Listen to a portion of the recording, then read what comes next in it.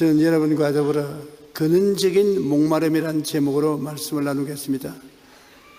모든 사람은 마음속에 근원적인 목마름, 즉 고독을 가지고 있습니다. 이 고독의 문제는 화려한 인기 있는 삶을 산 사람일수록 깊이 느끼는 허무감입니다. 원래 하나님이 사람을 지어 놓으셨을 때는 고독함 없이 살려고 지어 놓은 것입니다. 하나님은 사랑이요, 사랑은 혼자서 있지 못하기 때문에 아담과 하와를 지어 놓으시고 함께 대화하며 사랑 속에서 행복을 누리려고 하셨습니다. 그러므로 원래 아담과 하와는 고독이 그 인생에 있을 수가 없습니다. 그런데 불행하게도 마귀의 꿰매 빠져서 하나님이 먹지 말라는 선악과를 따먹고 죄를 지어서 하나님과 원수가 되어버리고 마는 것입니다. 하나님의 말씀을 짓밟고 자기들 마음대로 나아감으로 말미암아 하나님과 원수가 되고, 그 결과로 하나님이 짓지 아니한 고독이 저들의 영혼 속에 다가오게 된 것입니다. 왜냐하면 하나님과의 교통이 단절되었기 때문인 것입니다. 생명수의 근원에서 끊어졌습니다. 하나님과 서로 교제할 때 생명수가 하나님께서 흘러나와 그들 마음속에 기쁨과 만족을 누리는 것입니다. 여러분, 사랑하고 좋아하는 사람을 만나서 대화를 하면은 마음이 얼마나 밝고 맑고 환해지며 즐거운 행복이 있는 것입니다. 그러나 원수하고 만나보십시오. 마음의 즐거움도 행복도 평안도 없는 것입니다. 생명수의 근원이 끊어졌기 때문인 것입니다. 믿음, 소망, 사랑, 의, 평강, 희락, 즐거움, 행복감 등의 목마른 사람들이 얼마나 많습니까? 사람들은 모두 다 자기 마음을 활짝 열어놓으면 감추어 놓았던 마음의 실상이 나타나게 되는 것입니다. 사람들은 믿음, 소망, 사랑, 평강, 희락, 즐거움, 행복감 등 이러한 것을 간절히 찾고 있습니다. 물질적인 세계 속에서 그런 것을 찾아 소유할 수가 없다는 절망이 있습니다.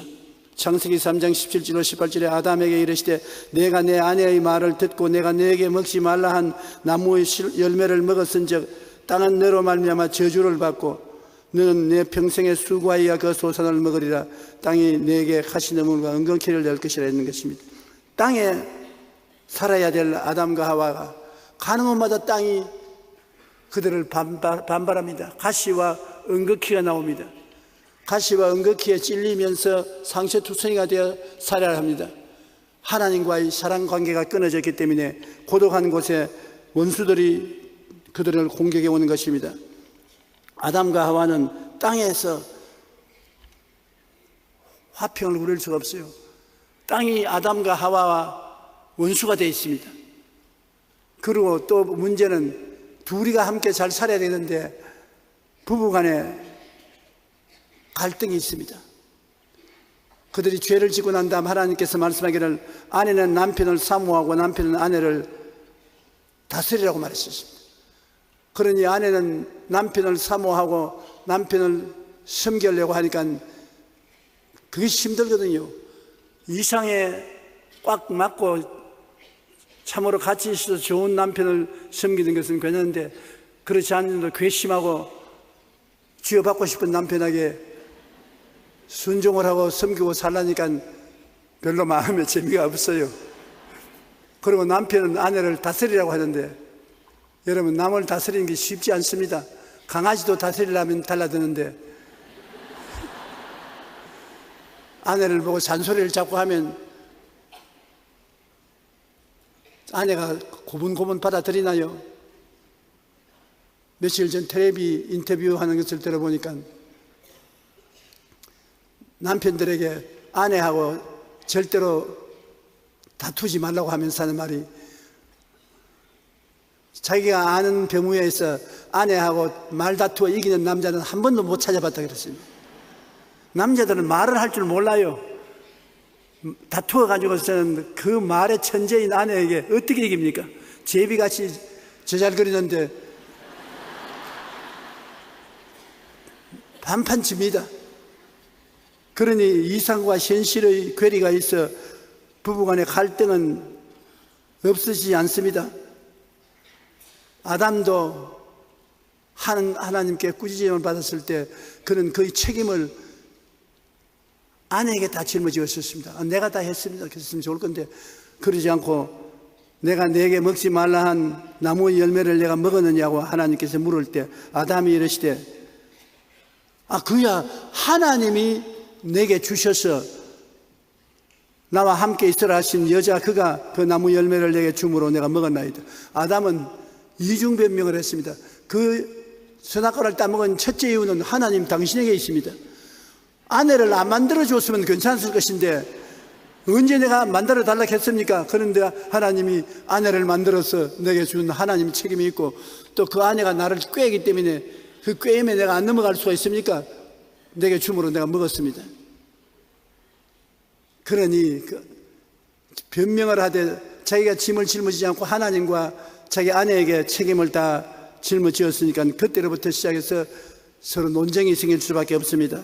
창세기 3장 16절에 또 여자에게 이르시되 내가 네게 임신하는 고통을 크게 더하리니 내가 수고하고 자식을 낳을 것이며 너는 남편을 원하고 남편은 너를 다스리실 것이라.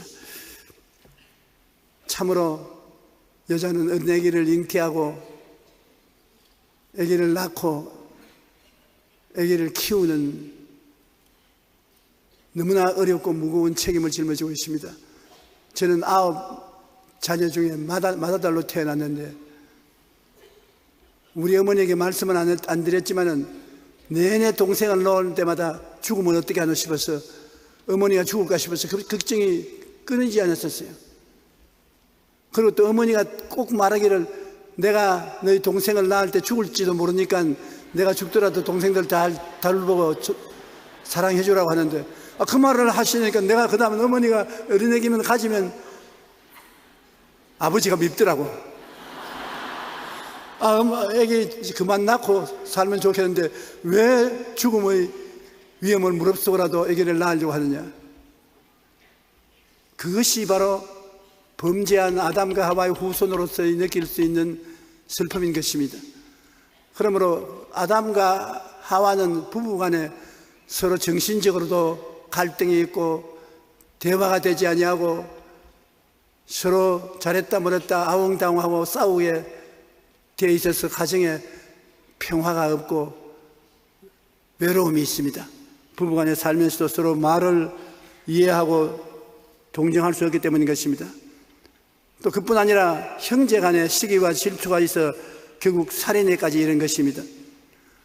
아담과 하와가 타락하고 난 다음에 이제 하나님께 죄 때문에 그냥은 못 나오고 제사를 지내야 하나님께 나갈 수 있는 것입니다. 제단에 제물을 얹고 하나님께 제사를 드리고 하나님과 대화가 잠깐 이루어지는 것입니다. 그런데 하나님께서는 죄 지은 저들하고 만나기 위해서는 피에 흘려서 제물을 드려야 된 것을 가르쳐 주셨습니다. 사람이 피 흘림이 없은 즉 죄사함이 없는데 아담과 하와의 범죄로 말미암아 짐승이 대신 피를 흘려 죽어야 하나님과 대화가 이루어지는 것입니다. 예수님이 오실 때까지 상징적으로 양이 죽임을 당하고 피를 흘려야 되는데 하나님께 제사 드릴 때 가인은 자기가 손서 농사지은 농작물을 가지고서 하나님께 나와서 제사를 드렸습니다. 하나님이 원치 않아요. 율법과 같습니다. 자기 힘으로 만드는 것을 가지고서 제사를 드리니 하나님이 안 받아주셨습니다. 그러나 그 동생 아벨은 어린 양을 잡아서 태워서 하나님께 제물로 드리니까 하나님이 어린 양의 피를 보시고 그 향연을 맡으시고 기쁘게 받아들였었습니다. 하나님이 아벨에게는 복을 주시고 가인에게는 복을 주지 않았기 때문에 가인이 화가 났습니다. 심사가 고약하게 돌아갔습니다. 그 하나님께서 왜 얼굴이 요사이 그 모양이냐, 얼굴이 좀 밝고 맑고 환하지 왜 그러냐. 그러니까 가인이 하는 말이 왜 내 동생에게는 하나님이 축복을 주시고 제물을 받아들이고 내 제물은 안 받습니까? 네가 올바르게 했으면 왜 내가 제물을 안 받겠느냐. 네가 짐승을 잡아 피를 흘려서 내게 제사를 드렸으면 내가 받았을 것인데 네 손으로 만든 농작물로서 내게 제물을 드림으로 내가 안 받아들였지 않냐. 오늘날 우리 한국 사람들이 제일 직선적인 일을 많이 합니다. 영국에 들어가 영국 사람들과 이야기해보면 좀처럼 단도직입적으로 말을 안 해요. 그 예를 들면 우리 한국 사람은 동료를 만나면 오늘 얼굴이 왜 이래? 어디 아픈가? 감기 들리는가 보다. 꼭 그렇게 부정적으로 말을 합니다. 근데 영국 사람은 만나면은 너 얼굴이 왜 그래? 피곤해 보이는데 그 말 절대 안 해요. 무슨 말을 하냐? 요새 일이 많으니까 모두들 다 피곤해. 너만 피곤한 것이 아니라. 그러므로 일할 때 쉬어가면서 쉬엄쉬엄 해야지 너무 일하면 안 돼. 꼭 빙 둘러가면서 말을 하지. 단도직입적으로 너 얼굴 왜 그래? 영 보기가 흉한데, 저도 우리 성도들 만나면 제일 겁이 나는 것이 같이 온 사람이 만나면 만나자마자 요사이 피곤한가 봐요.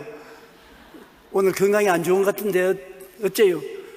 그러면 내 마음속에 진짜 건강이 안 좋은가 보다. 사람들 보기에 이렇게 나쁘게 보이니 진짜 나빠질까 보다.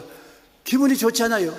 그러나 긍정적으로 말하는 사람은 만나자마자 야, 요사이 얼굴에 광채가 나는데요. 참 보기 좋습니다. 건강해 보이는데 그러면 내 마음속으로 건강해지는가 보다, 젊어지는가 보다, 기분이 좋다고요. 그런데 하나님께서는 가인에게 직설적으로 말했습니다. 내 얼굴이 왜 그러냐? 왜 화를 내고 있느냐? 그래서 하나님께 꾸중을 듣고 난 다음 화가 나니까 들에서 아무도 없을 때 동생하고 입성강을 하다가 돌을 들어서 동생을 쳐 죽여버렸습니다.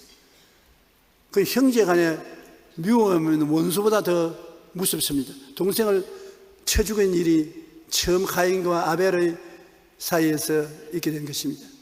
그러므로 형제 간에 사랑이 있고 이해와 동정이 있어야 되는데 질투가 있고 살인이 있는 것입니다. 부모들이 자식을 많이 낳아서 기르려거든 꼭 내 말 하나 기억하십시오. 부자가 되지 마십시오. 재산을 갖지 않으면 자식들이 안 싸웁니다. 집이라도 단 2채 가지고 있으면 누가 더 많이 가지는가 반드시 싸웁니다. 아브라함 링컨 미국 대통령이 자식을 길렀는데 자식 둘이가 밤낮으로 싸워서 소문이 났어요.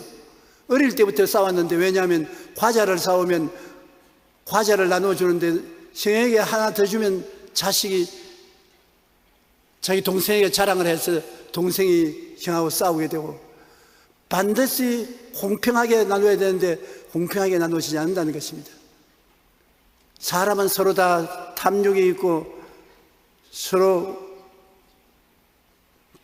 더 잘 살기를 원하기 때문에 시기와 질투가 꼭 따라오는 것입니다. 야훼께서 가인에게 이르시되 내가 분하여 하면 어찌 됨이며 안색이 변하면 어찌 됨이냐? 내가 선을 행하면 어찌 낯을 들지 못하겠냐? 선을 행하지 아니하면 죄가 문에 엎드려 있느니라. 죄가 너를 원하냐? 너는 죄를 다스릴지니라. 가인이 그 아우 아벨에게 말하고 그들이 들에 있을 때 가인이 그 아우 아벨을 쳐 죽이니라. 그렇게 말했습니다. 그러니 사람과 하나님 사이에도 원수가 되어 있지요. 부부간에도 서로 논쟁을 하고 아웅다웅하지요. 자식은 낳으니 형과 아우가 싸워서 형이 아우를 죽이지요. 가인과 아벨이 이와 같은 비난 슬픔을 가져왔으니 집안이 콩가루 집안인 것입니다. 평안할 곳이 없어요. 그러니 그 전통을 이어받은 우리 후손들이 정말로 평화를 가지고 사랑을 하고 이해와 동정을 가지고 고독을 뛰어넘어 살 수 있다는 것은 정말 힘든 것입니다. 그러면 대인관계는 좋습니까? 대인관계도 좋지 않습니다. 여러분, 사람이 이웃과 사랑하고 이해하고 동정하면 좋겠는데 이웃과 관계 속에서 언제나 시기와 질투가 있습니다. 남이 나보다 잘 되는 것 보기가 쉽지 않습니다. 대인관계가 언제나 투쟁이 있습니다. 어디에서 그런 것을 볼 수 있습니까? 쉽게 볼 수 있어요. 국회에 가십시오. 국회. 모였다면 싸웁니다. 한 번은 어버가 개를 잡아서 자기의 바구니에 잡는데요, 배에 개를 잡아서 바구니에 넣는데 그 뚜껑을 안 닫습니다. 그냥 잡아서 넣고 하는데 국회의원 두 사람이 산책을 하다가 그 옆을 지나가면서 자기들이 국회의원인 것을 말 안 하고 어부를 보고, 여보세요, 아니 개를 잡아가지고서 뚜껑이 없는 통에다가 넣으면 기어 나가버리면 어떻게 하면 되겠네. 그분이 가만히 살아보더니, 국회에 가보십시오. 국회의원들이 누구든지 좀 나아간 사람 귀에서 잡아 당기잖아요. 개는 뚜껑이 필요 없어요. 잡아 넣어놓으면 기어 올라오는 사람 밑에서 잡아 당겨가지고서 개는 절대로 못 나가게 합니다. 꼭 국회와 한 가지입니다. 그 말을 하고서 국회의원 두 사람이 걸어오면서 입이 쓰디쓴 침이 나오더라는 간증을 적어놓은 거 보았습니다. 사람은 서로 끄집어 당기고 싸우게 돼 있어요. 그러니 평안이 없습니다. 전도서 2장 22절로 23절에 사람의 해 아래서 행하는 모든 수고와 마음에 애쓰는 것이 무슨 소득이 있으랴. 일평생에 근심하고 수고하는 것이 슬픔뿐이라 그의 마음이 밤에도 쉬지 못하니 이것도 헛되도다. 해 아래 사는 사람은 삶이 다 수고롭고 애쓰고 살아가는데 일평생에 근심과 수고만 있지 소득이 뭐냐는 것입니다. 시편 25편 16절 17절은 더 비참하게 말하고 있습니다. 한번 따라 읽어주십시오. 주여, 나는 외롭고 괴로우니 내게 돌이키사 나에게 은혜를 베푸소서. 내 마음의 근심이 많사오니 나를 고난에서 끌어내소서. 참말 아닙니까? 우리가 살아가면서 우리 생애를 살펴보면 외롭고 괴로운 일이 많고 마음에 근심이 끊하지 않습니다. 고독은 모두가 느끼는 정신적인 감기입니다. 나는 고독하지 않다, 거짓말입니다. 나는 감기 안 들린다. 감기 안 들리는 사람 누가 있습니까? 감기는 다 들립니다. 그건 감기가 너무 세기 때문에 감기가 들리는 것이 아니라 살아가면 면역성이 약해지면 감기가 쉽게 들리는 것입니다. 감기균이 강한 것이 아니라 면역성이 약해지면 감기가 들리는 것처럼 고독도 한 가지입니다. 내가 마음속이 비어 있으니까 쉽게 고독해지지 주위 사람들이 안 돌봐주기 때문에 고독해진 것은 아닌 것입니다. 우리 모든 사람들은 하나님을 무의식 중에 사모하는 목마름이 있습니다.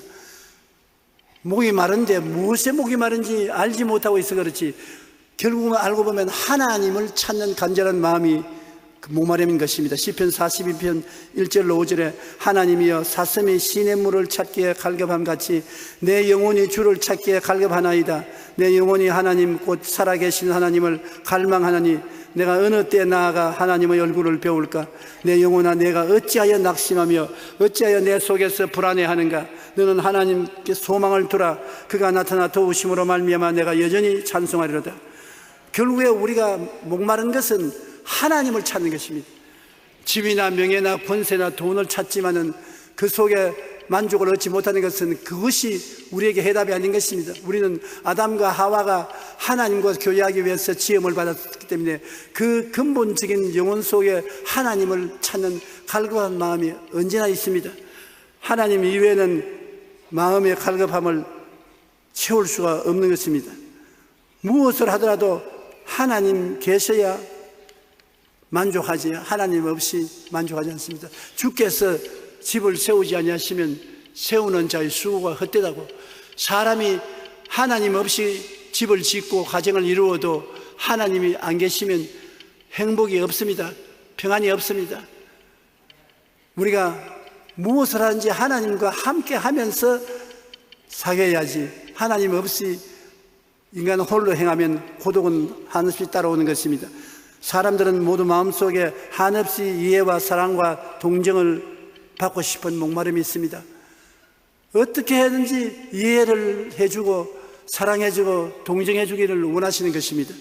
부부 사이에서도 그렇고 부모 자식 사이에도 그렇고 인간 상호간에도 그와 같은 것입니다. 골로새서 3장 12절로 14절에 보면 너희는 하나님이 택하사 거룩하고 사랑받는 자처럼 이거 보십시오. 여러분은 여러분이 택한 것이 아니라 하나님이 여러분을 택하사 거룩하게 하시고 사랑받게 만들어 주신 것입니다.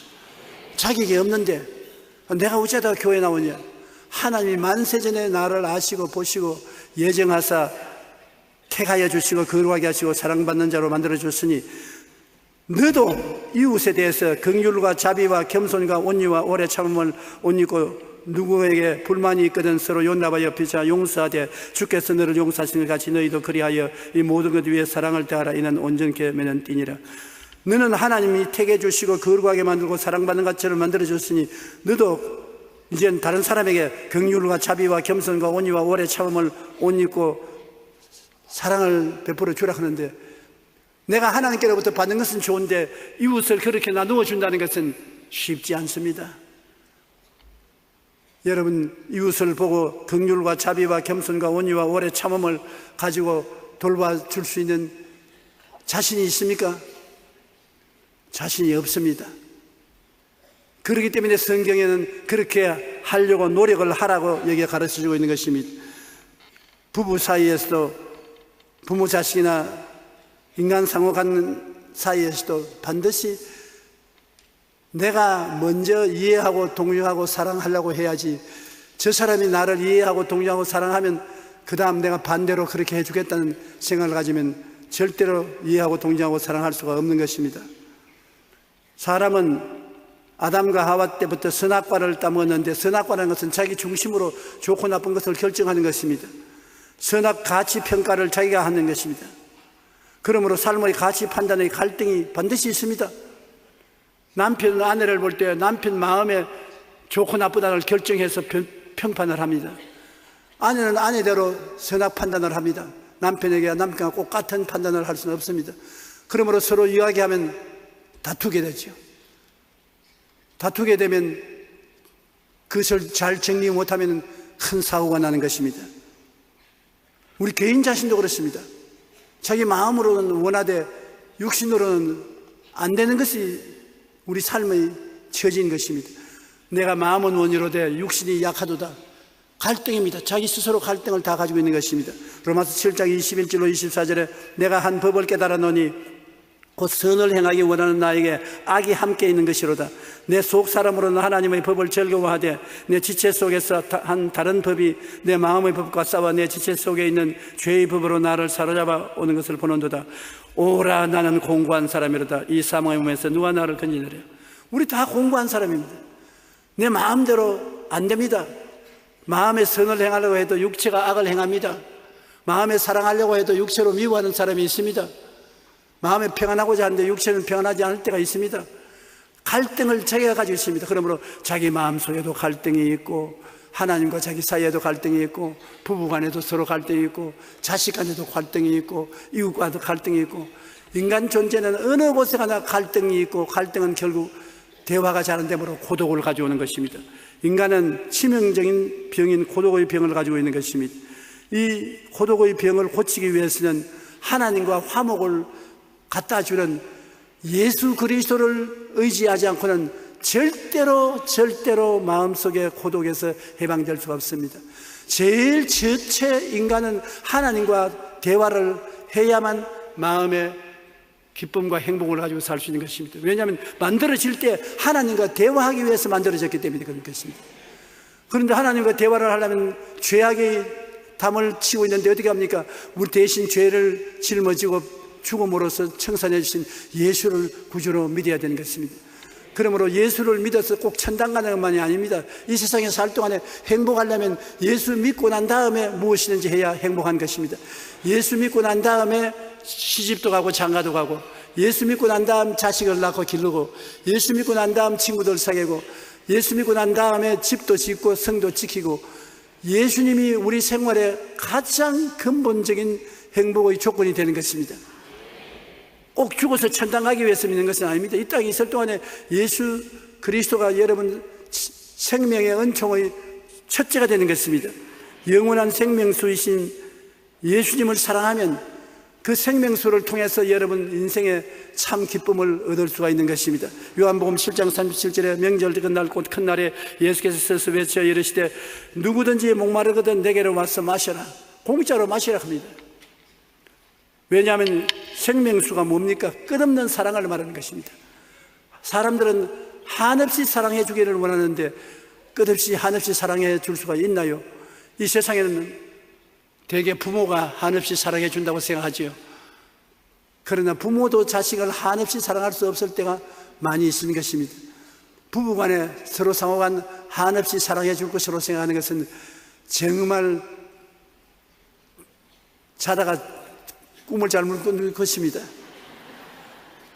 한없이 사랑해 주는 부부가 없어요. 부모 자식 간에도 한없이 사랑하느냐? 옛날에는 그랬다고 하는데 요새는 안 그래요. 그러니 이웃 간에 서로 한없이 사랑한다는 것은 있을 수가 없지요. 그러므로 끝없이 주시는 한없는 사랑은 예수님밖에 없습니다. 왜냐하면 내가 죄를 짓고 추악하고 버림을 받아야 마땅한 더러운 인간인데도 불구하고 우리를 끌어안고 십자가에 올라가서 우리 대신 죽어주시는 분이 주님인 것입니다. 그 사랑은 우리가 청량할 수 없는 것입니다. 한이 없는 이해와 동정과 용서와 사랑을 베풀어 주는 것입니다. 요한복음 3장 10절에 하나님이 세상을 이처럼 사랑하사 독생자를 주셨으니, 이처럼 사랑하사, 설명을 할 수 없으니 그렇게 말한 것입니다. 이처럼 십자가에 우리를 대신해서 죽어줄 정도로 사랑을 해 주셨다는 것입니다. 그러니 그를 믿는 자마다 멸망하지 않고 영생을 얻게 하려 하심이라. 예수를 믿게 된 것은 영생을 하나님이 주시기 위해서 작정하셔서 그렇게 하신 것입니다. 예수님은 내가 온 것은 양으로 생명을 얻게 하고 더 풍성히 얻게 하려는 것이라. 주님은 우리에게 생명과 풍성한 은혜를 주시기 위해서 이 땅에 오셨다고 말하는 것입니다.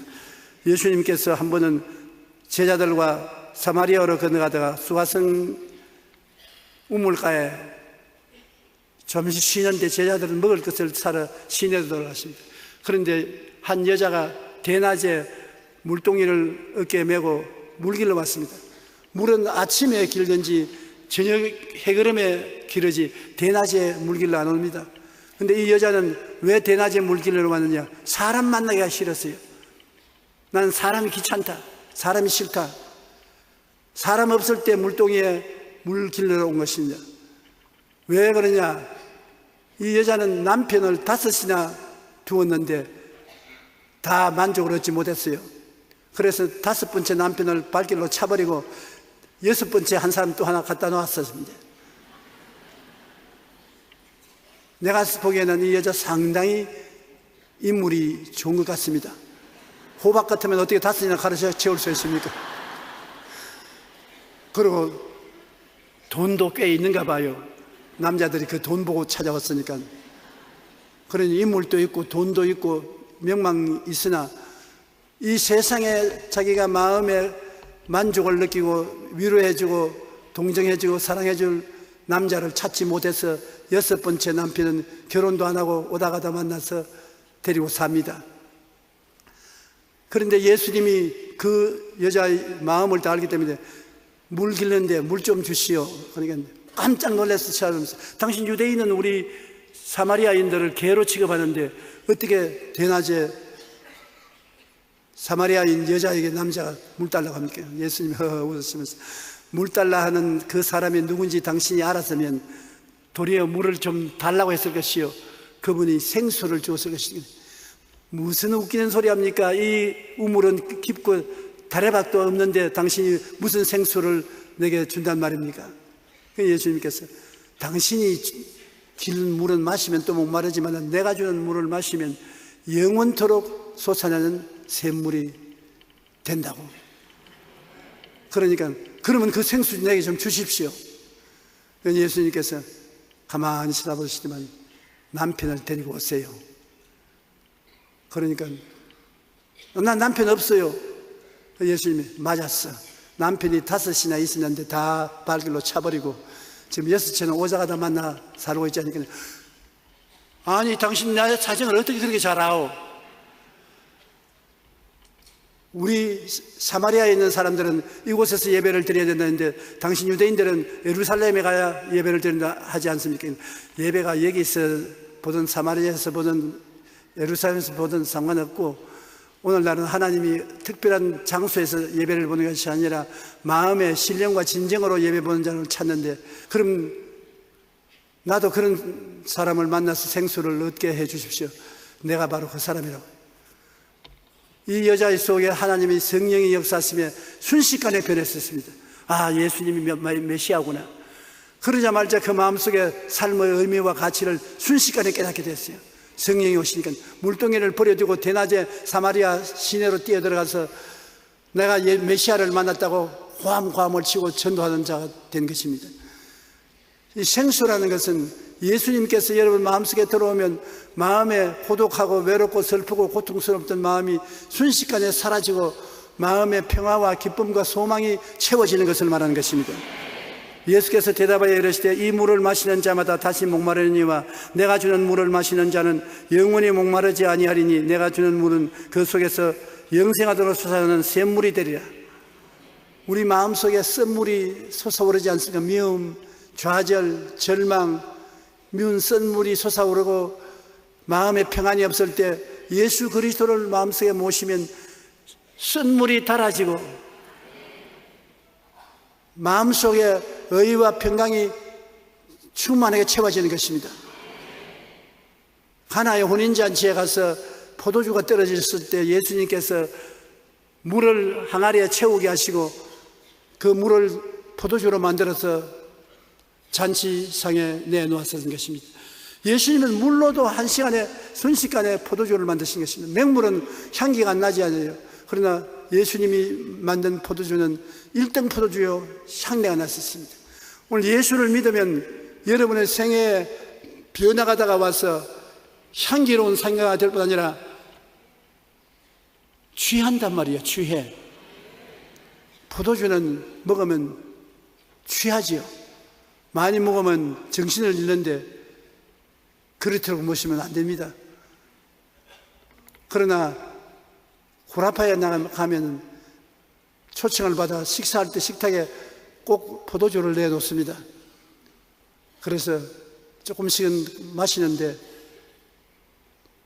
저항력이 약한 사람이 마시면 조금 마셔도 얼굴이 빨개지고 눈알이 팽팽 도는데 그 사람 중에 한 사람이 바로 접니다. 저는 알코올이 조금 들어갔다가 하면 눈앞이 팽팽 돌아요. 그래서 좋아하지 않습니다. 예수님은 아주 좋은 포도주를 만들어서 주었는데 그것은 상징적으로 무슨 의미가 있느냐 하면 예수 그리스도를 믿으면 여러분이 그리스도의 포도주로 취해야 된다는 것입니다. 마음이 그렇게 기분이 좋습니다.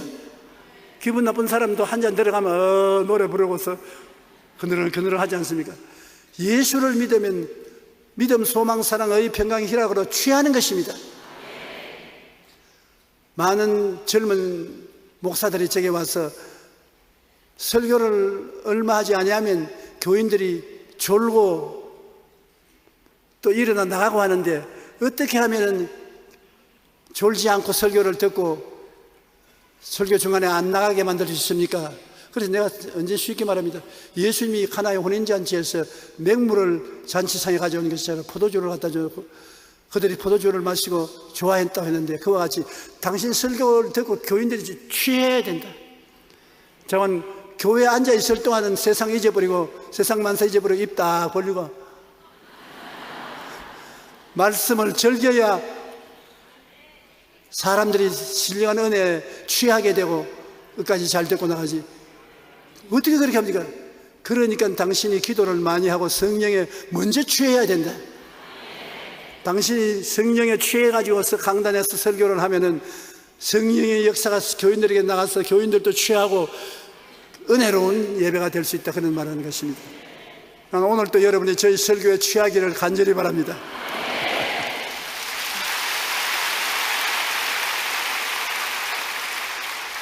우리 주님께서는 우리가 인생에 슬퍼하고 고통당하고 원망하고 탄식하고 살지 말고 삶에 하나님의 은혜와 사랑을 받아 취하여 살기를 원하는 것입니다. 향기가 나기를 원하시는 것입니다.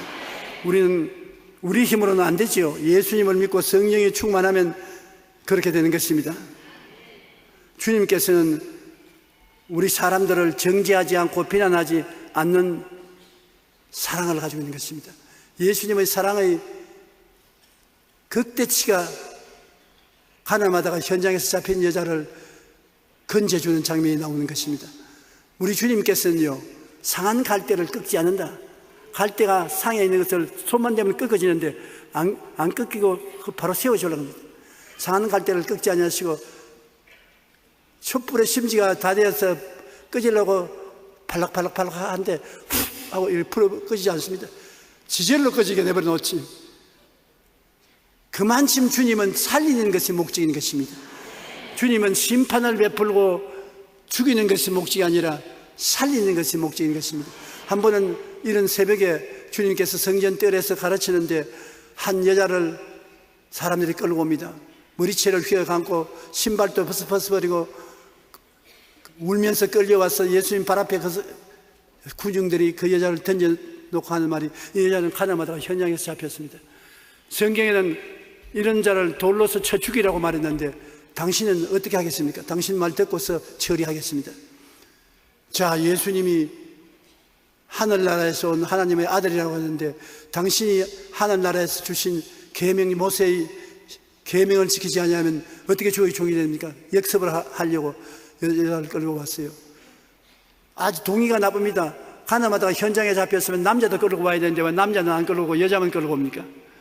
벌써 동기가 나쁩니다. 예수님이 가만히 그들을 살펴보시다 말고 완전히 이 여자를 죽이려고 작정을 한 것을 알게 됐습니다. 손에 돌을 들고 있어요. 그래서 예수님이 엎드려서 손가락으로 글을 씁니다. 틀림없이 예수님이 십계명을 적었을 것입니다. 내 앞에 다른 신을 두지 말라, 우상에 절하지 말라, 하나님의 이름을 망령되이 부르지 마라, 안식일을 거룩히 지켜라, 내 부모를 공경하라, 살인하지 마라, 간음하지 마라, 쭉 적어내라니까. 이 사람들이 기고만장해가지고서 빨리 결정을 내리십시오. 당신은 어떻게 하겠습니까? 계명을 당신 적었는데 계명에 간음하지 말라고 했지 않습니까? 간음한 자는 돌로 쳐 죽이라고 모세가 말했으니 돌로 쳐 죽여야죠. 주님이 한번 다시 고개를 들어서 쭉 보시고 난 다음에 한 사람을 쳐보고 글을 적습니다. 또 두 사람 쳐보고 또 글을 적습니다. 자기들의 숨은 죄가 예수님 손가락 끝에서 다 지켜 나옵니다. 감추어 놨는데 인터넷도 없던 시절에 어떻게 알아냈는지 예수님이 그들 속을 다 들어보고 한단 말입니다. 야, 이 여자에게 돌을 던졌다가는 그 다음에 예수님이 돌을 들어서 나를 치면 반드시 죽겠구나. 한 사람은 실무시해보고, 야, 짐승에 물 줄 시간이 됐는데 물을 못 먹으니 나 먼저 간다. 다른 사람은 아침에 아침상을 차려드려야 되는데 아침상을 못 차리고 왔으니 내가 빨리 가야 되겠다. 나는 간다. 다 변명을 말하고 도망을 쳤습니다. 한참 만에 예수님께서 마지막 글을 쓰고 고개를 들어보니 아무도 없거든요. 여자여, 깜짝 놀랐어요. 고개를 들어 주위를 살펴보라. 그 여자가 눈이 퉁퉁 부어서 옆을 쳐다보니 아무도 없거든. 너를 죽이려 하는 사람이 어디 있느냐? 정죄하는 사람이 있느냐? 아무도 없는데요. 그 예수님께서 나도 너를 정죄하지 아니한다. 집에 가서 다시 죄 짓지 말라. 그 예수님의 용서와 사랑이 말로 다 할 수 없이 감동적인 것입니다. 예수님이 그 여자를 당장 죽일 수가 있어요. 말 한마디로 돌로 쳐라 했으면 돌무디게 사지에서 죽었을 것입니다. 그런데 주님이 나는 너를 정죄하지 않는다는 말은 오늘날 예수님이 우리에게 오신 것은 우리를 정죄해서 심판하러 온 것이 아니라 정죄를 벗겨주고 용서해주고 사랑해주기 위해서 온 것입니다. 정죄는 예수님이 받았어요. 여러분, 우리가 지은 죄는 예수님이 내 죄라고 받아서 주님이 십자가에서 대신 못 박혀 죽었지 않습니까?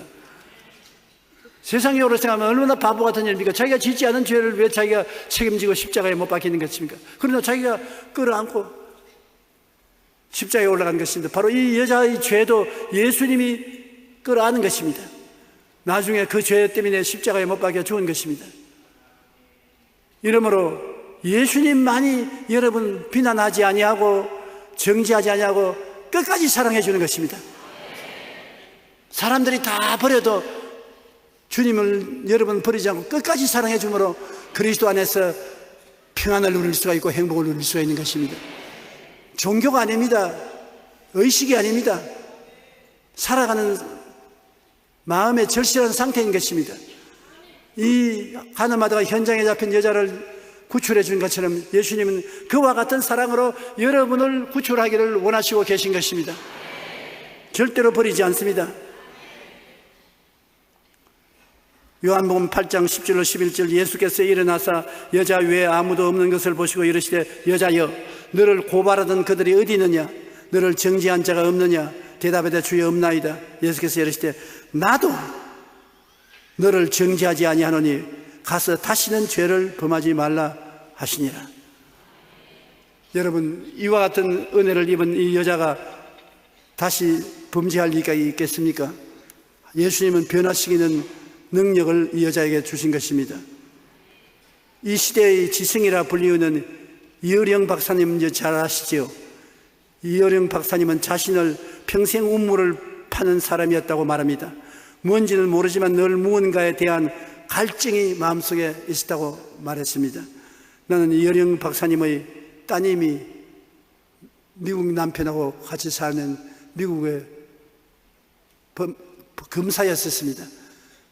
세상 뜨기 전에 그 남편하고 와서 저 오랫동안 대화를 했는데 신앙이 그렇게 좋을 수가 없어요. 거의 아버지 되시는 이어령 박사를 위해서도 그가 평생에 기도해 왔다고 그렇게 말을 했는데 그 다음 나중에 보니 이 따님은 천국 가시고 이어령 박사님이 예수님을 믿게 된 것을 볼 때 그 딸의 기도가 응답되었구나 그것을 알게 된 것입니다. 그 이어령 박사 자기가 예수 믿게 된 간증을 책에 기록했는데 뭔지 모르지만 늘 무언가에 대한 갈증이 있었다는 것입니다. 그는 자기 인생의 목마름에 대하여 이렇게 고백합니다. 명예를 달라면서 글을 썼더니 명예가 생겼고 돈을 벌려고 애를 쓰니까 돈도 생겼다. 또 병 때문에 병원에 다니니까 병이 나았다. 그런데 어느 날 너무도 외로워서 극장에 가서 영화를 보고 위로함을 받으려고 했는데 내가 좋아하는 그걸 봐도 마음이 채워지지 않고 이 세상에 나 혼자구나 하라고 하는 느낌이 다가와서 절대 고독을 느낄 때 내 영혼이 목마름을 어디에 가야 채울 수 있을까? 온갖 것 다 해도 마음의 목마름이 채워지지 않는 것입니다. 그런데 어느 순간 그 갈증이 바로 진리에 대한 갈증이요 창조주에 대한 목마름이었다는 것을 깨달아 알았습니다.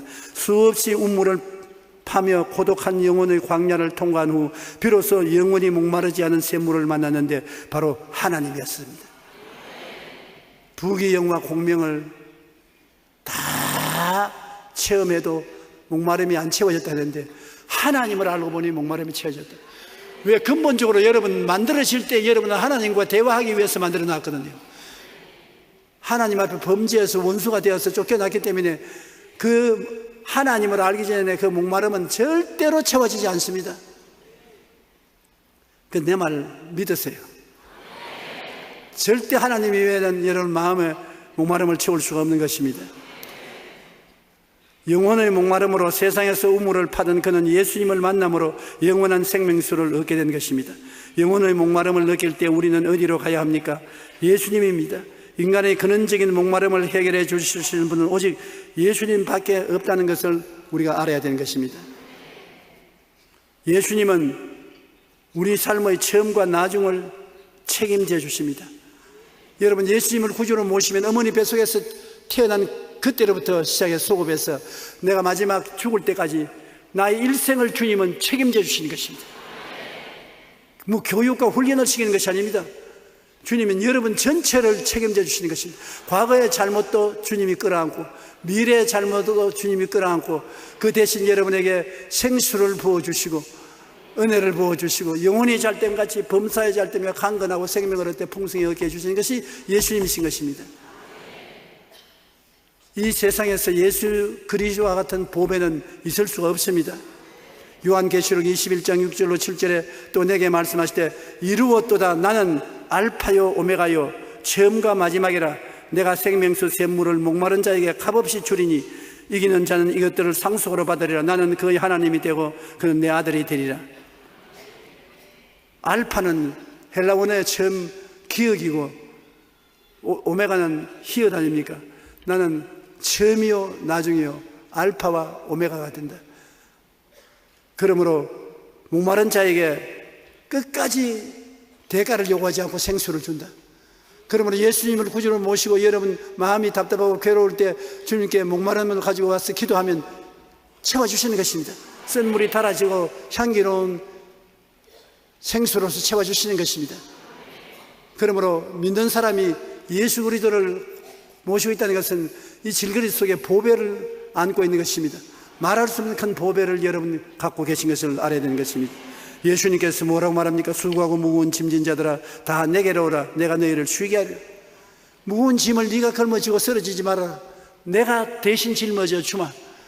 주님 십자가 밑에 우리가 들어가면 주님의 우리 짐을 다 당신 어깨에 옮겨 걸머지시고 마는 것입니다. 우리는 평안을 가질 수가 있는 것입니다. 볼지어다 내가 세상 끝날까지 너희와 항상 함께 있으리라. 그러면 지금 예수님 어디 계시나요? 여러분 속에 계신 것입니다. 여러분 속에 계셔요. 우리를 버리지 않고 여러분 우리를 떠나지 않은 것이 예수님 것입니다. 우리는 예수님 곁에 있습니다.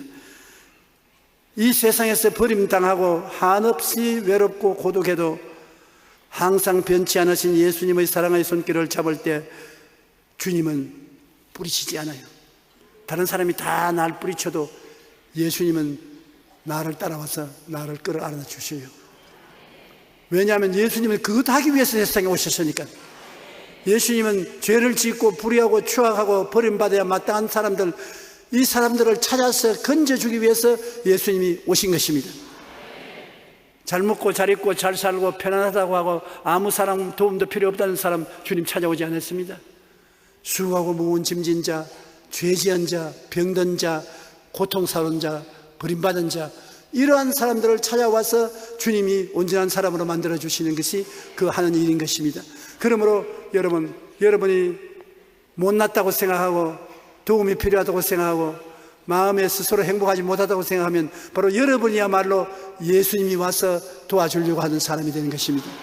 그러므로 이렇게 많이 모였는데 예수님이 이곳에 안 계시고 어디 계시겠습니까? 오늘 주님께서 우리 눈에 안 보이지만은 이곳에 계신 것입니다. 이 세상에서 우리가 제일 고통스러운 것이 외로움입니다. 외로움에 목말라 살 희망조차 잃어버려도 예수님이 계시기 때문에 생명수를 마시고 소생될 수가 있는 것입니다. 미국의 유명한 소설가였던 해밍웨이는 그 소설을 통해서 세계적으로 유명한 문학인이 되었지 않습니까? 노벨상을 탄 사람인 것입니다. 그런데 그가 사냥총으로 머리에 대놓고 방아쇠를 당겨서 자살했습니다. 말하기를 나는 전류의 흐름이 끝이고 필라멘트가 녹아버린 텅 빈 전등처럼 마음이 공허해서 살 수 없어서 죽는다. 돈도 있고 지위도 있고 명예도 있는데 마음이 전등불이 간 고장난 전구같이 텅 비었다고 말했습니다. 그래서 자살을 했다. 외로움이란 무서운 것입니다. 여러분, 외로움이 장난이 아닙니다. 오늘 많은 나이 먹은 사람들이 자살하는 것도 고독해서 자살하는 것입니다. 우리의 마음에 외로움을 가지고 있으면 세상에 아무것도 좋은 것이 없습니다. 외로워본 사람은 외로움이 얼마나 무서운 고통인 것을 알 것입니다. 그 외로움을 치료할 수 있는 유일한 분이 예수님이신 것입니다. 예수님은 여러분의 자격을 묻지 않습니다. 있는 그대로 못난 그대로 넉마를 입은 그대로 진흙투성이가 된 그대로 와도 주님은 받아주셔서 여러분 속에 생수의 근원이 되시는 것입니다. 그 자체가 생수의 근원입니다. 그 자체가 사랑인 것입니다. 그 자체가 은혜인 것입니다. 예수 그리스도의 이름을 부르고 나오면 주님은 여러분 속에 들어오며 그 들어온 자체가 구원이요 은혜요 사랑이요 생수가 되는 것입니다. 예수님의 생명수를 마시고 소생되어 희망찬 삶을 살게 되시기를 주님 이름으로 축원합니다. 한번 기도하십시다. 하나님, 우리 아버지, 우리가 외롭고 괴로울 때도 떠나지 않고 우리와 같이 계신 예수님, 이 자리에 친히 와서 우리와 함께 계심을 감사합니다. 우리는 예수님의 사랑을 마음속에 느끼고 평안을 느끼고 소망을 마음속에 가득히 갖고 살게 되기를 원하오니 붙들어 주시옵소서. 예수 이름으로 축복하고 기도합니다. 아멘.